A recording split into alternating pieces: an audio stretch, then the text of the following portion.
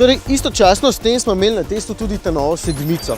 In ko sem se iz tiste kabine usedel v tole, mi je v bistvu samo ena beseda padla na pamet – zastarelo. Ampak to je pač pristransko, sedmica je le sedmica. Ko sem po nekaj dneh pozabil na tisto, mi je tudi tale trojka še vedno delovala povsem sveže. Aktualna trojka je na cesti od leta 2012, kar pomeni, da je na dobri polovici svoje življenjske poti. No in kaj je dobila za nagrado?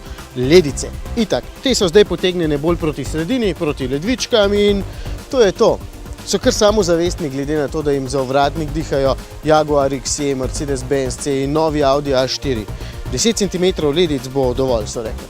Aja, no in nove so zadnje luči.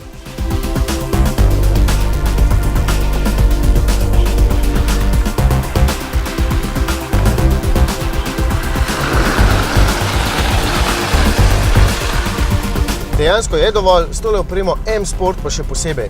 Vse je bolj agresivno in 19-palčna platišča so krasna. M na prvi pogled, razen tiste značke tamle zadaj. Motor dejansko ni primeren izgledu, je pa zdaj bolj varčen kot kdajkoli prej. Z lepo vožnjo zlahka pije okrog 7 litrov, 140 kW oziroma 190 konjev, pa bo več kot dovolj tudi za tiste, ki zelo radi hitro potegnete. Edino zvok, kot 15 let star dizel.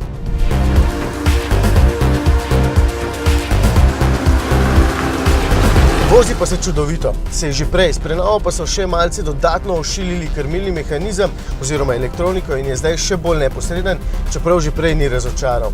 Edino pri prvem premiku iz tiste osnovne lege se zdi, da še manj reagira. Progresivni servo pač, da je avto bolj stabilen pri višjih hitrostih in manj občutljiv na premike. Ostalo je skoraj enako. Perfekten položaj za volanom ostaja, so pa malo spremenili tele gumbe in dodali drseč pokrovček.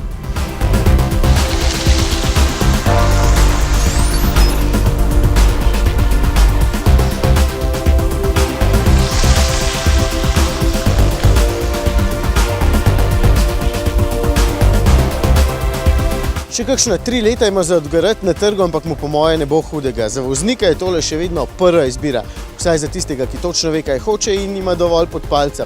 42.700 € namreč stane osnovni s tem pogonom in tem motorjem, točno tale pa 65. Ne bom komentiral.